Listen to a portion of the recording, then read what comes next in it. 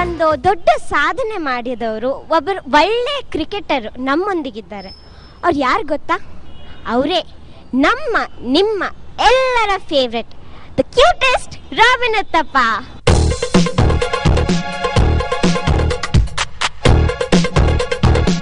Welcome to the show Robin. Thank you so much. Thank you very much. Who's asking? ಯಾರಾದ್ರೂ ನಿಮಗೆ ಅಂದ್ರೆ ದಿನ phone ಮಾಡ್ತಾರೆ, ಈ ಫ್ಯಾನ್ಸ್ ಅಂದ್ರೆ ಫೋನ್ ಮಾಡ್ತಾ ಇರ್ತಾರೆ, ಲೆಟರ್ ಬರೀತಾರೆ, ಇಮೇಲ್ ಮಾಡ್ತಾರೆ. ಸೊ ಹಿಂಗೆ ಯಾರಾದ್ರೂ ನಿಮಗೆ ಮಾಡಿದಾರ? ನಿಮಗೆ ಯಾರಾದ್ರೂ ಇವರು ನನಗೆ ಕ್ರೇಜಿಯೆಸ್ಟ್ ಫ್ಯಾನು ಅಂತ ಅನ್ಸಿದ್ಯಾ? ಮತ್ತೆ ಯಾರಾದ್ರೂ ನಿಮಗೆ ಒಂದು ಕಾಂಪ್ಲಿಮೆಂಟ್ ಕೊಟ್ಟು ನಿಮಗೆ ಅದೇ ಆ ಕಾಂಪ್ಲಿಮೆಂಟ್ ಬೆಸ್ಟ್ ಅನ್ಸಿದ್ಯಾ? ಯಾವಾಗಾದ್ರೂ ಯಾವ್ದಾದ್ರು ಹಿಂಗೆ ಇನ್ಸಿಡೆಂಟ್ ಇದೆಯಾ? ಫ್ಯಾನ್ ಬಗ್ಗೆ ಯೋಚನೆ ಮಾಡಿದ್ರೆ, ನಾವು ರಂಜಿ ಟ್ರೋಫಿ ಮ್ಯಾಚಸ್ ಆಡ್ತಿರುವಾಗ ಈ ವರ್ಷ ಇಬ್ಬರು ಹುಡುಗರು, ನಾವು ತಮಿಳ್ನಾಡಲ್ಲಿ ಮ್ಯಾಚ್ ಇತ್ತು ನಮ್ಮದು ತಮಿಳ್ನಾಡು ಮೇಲೆ. ಅಲ್ಲಿಬ್ಬರು ಹುಡುಗರು, ಸ್ಕೂಲ್ ಹುಡುಗರು, 2 ದಿನ ಮ್ಯಾಚ್ ನೋಡೋಕೆ ಬಂದಿದ್ರು. 2ನೇ ದಿನ ಮ್ಯಾಚ್ ಆದಮೇಲೆ ಬಂದು ಮಾತಾಡಿಸಿದ್ರು. ಆಯ್ತು, ಮಾತಾಡಿಸ್ದೆ, ಫೋಟೋಗ್ರಾಫ್ ಅವ್ರು ತಗೊಂಡ್ರು, ಹೋದರು ಮನೆಗೆ. ಮತ್ತು ಅದಾದಮೇಲೆ ಆಲ್ಮೋಸ್ಟ್ ಒಂದು 3 ವಾರ ಆದಮೇಲೆ ಬೆಂಗಳೂರಲ್ಲಿ ಮ್ಯಾಚ್ ಇತ್ತು. ಮ್ಯಾಚ್ ಆಡ್ತಿದ್ದೀನಿ, ಮುಗಿಸ್ಬಿಟ್ಟು ವಾಪಸ್ ಡ್ರೆಸ್ಸಿಂಗ್ ರೂಮಿಗೆ ಹೋಗ್ತಿದ್ದೀನಿ, ನೋಡಿದ್ರೆ ಇಬ್ಬರು ಹುಡುಗರು ಬೆಂಗಳೂರಿಗೆ ಬಂದುಬಿಟ್ಟಿದ್ದಾರೆ. ಸೊ ಅದು ನನಗೆ ಒಂಥರ ಆಶ್ಚರ್ಯ ಆಯಿತು.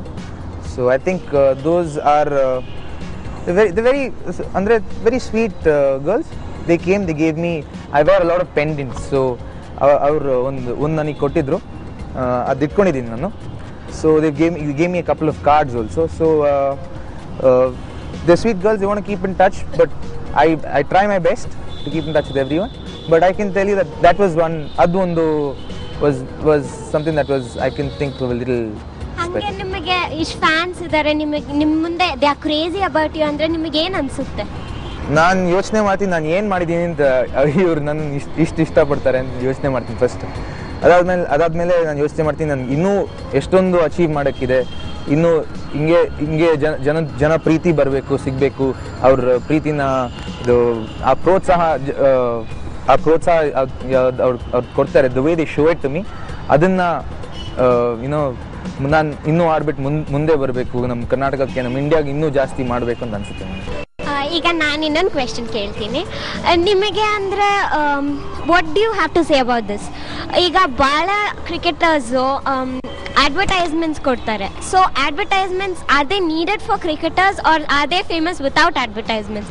ಮತ್ತೆ ಈಗ ಅಡ್ವರ್ಟೈಸ್ ಕೊಟ್ಟರೆ ಅವರು ಈಗ ಪ್ರಾಕ್ಟೀಸಿಗೆ ಬರೋಕ್ಕಾಗಲ್ಲ, so they can miss out something.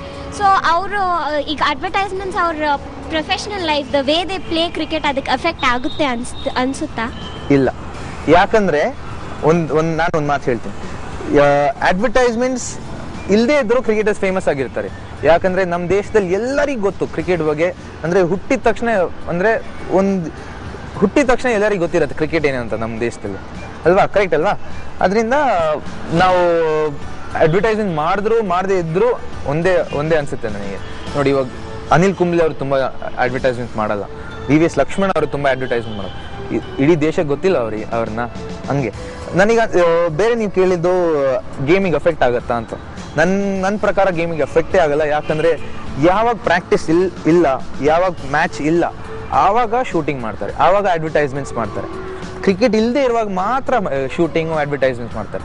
Cricket ಇದ್ದಾಗ ಯಾರು ಏನು ಮಾಡೋದು ಅಂದರೆ ಕ್ರಿಕೆಟ್ ಪ್ರಾಕ್ಟೀಸ್ ಮುಂಚೆ, 1 ವಾರ ಮುಂಚೆ, ಅಲ್ಲದ್ರೆ 10 ದಿನ ಮುಂಚೆ ಪ್ರಾಕ್ಟೀಸ್ ಅಂದರೆ ಅಡ್ವರ್ಟೈಸ್ಮೆಂಟ್ಸೇ ಮಾಡೋದು ನಿಲ್ಲಿಸ್ಬಿಡ್ತಾರೆ. ಒಂದು 5-10 ದಿನ ಮುಂಚೆನೇ ನಿಲ್ಲಿಸ್ಬಿಡ್ತಾರೆ. ಅಟ್ಲೀಸ್ಟ್ 5 ದಿನ ಬೇಕು ಪ್ರಾಕ್ಟೀಸಿಗೆ ಮಾತ್ರ ಪ್ರಿಪೇರ್ ಮಾಡೋಕ್ಕೆ. ಪ್ರಾಕ್ಟೀಸಿಗೆ, ಮ್ಯಾಚಿಗೆ, ಯಾವುದಾದ್ರು ಟೂರ್ನಮೆಂಟ್ ಬರ್ತಿದ್ರೆ, ಅಂದರೆ ಆಸ್ಟ್ರೇಲಿಯಾ ನಮ್ಮ ದೇಶಕ್ಕೆ ಬಂದ್ಬಿಟ್ಟು ಒಂದು 5 ಒನ್ ಡೇ ಮ್ಯಾಚ್ ಆಡಿ ಹೋದರೆ ಪ್ರಿಪೇರ್ ಮಾಡ್ತೀವಿ. ಅದಕ್ಕೊಂದು 5 ದಿನ ಮುಂಚೆನೇ ಅಡ್ವರ್ಟೈಸ್ಮೆಂಟ್ ಅದು ನಿಲ್ಲಿಸ್ಬಿಟ್ಟು ಕ್ರಿಕೆಟ್ ಬಗ್ಗೆ ಯೋಚನೆ ಮಾಡೋಕ್ಕೆ ಶುರು ಮಾಡ್ತೀವಿ. ಅದಾದ್ಮೇಲೆ ಪ್ರಾಕ್ಟೀಸ್ ಶುರು ಆಗುತ್ತೆ, ಅದಾದ್ಮೇಲೆ ಮ್ಯಾಚ್. ಆಮೇಲೆ ಕ್ರಿಕೆಟ್ ಅನ್ನೋದು what you think, is it a luck based game? ಯಾಕೆಂದರೆ ಯಾವಾಗಲೂ ಎಷ್ಟೊಂದು ಚೆನ್ನಾಗಿ ಆಟಾಡೋ ಪ್ಲೇಯರ್ಸು ಕೆಲವೊಂದ್ಸತಿ ಭಾಳ ಜಲ್ದಿ ಔಟ್ ಆಗಿಬಿಡ್ತಾರೆ.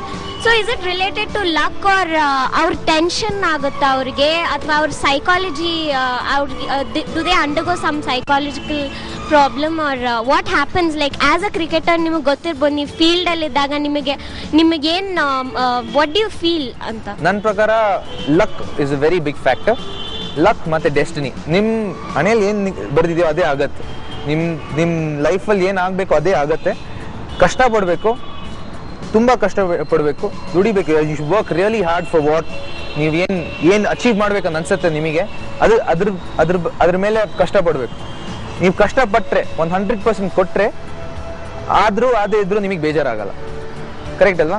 ಆದರೆ luck will always play a big factor in any one's life, in your life. ನಿಮಗೆ ಎಲ್ಲರೂ ವೋಟ್ ಮಾಡಬೇಕು ಅಲ್ಲ? ಕರೆಕ್ಟ್ ಅಲ್ವಾ? ನಿಮ್ಮ ಇದರಲ್ಲಿ ನಿಮಗೆ ಎಲ್ಲರೂ ವೋಟ್ ಮಾಡಬೇಕು, ನೀವು ಗೆಲ್ಲಬೇಕು, ಅದು ಲಕ್ ಅಲ್ವಾ?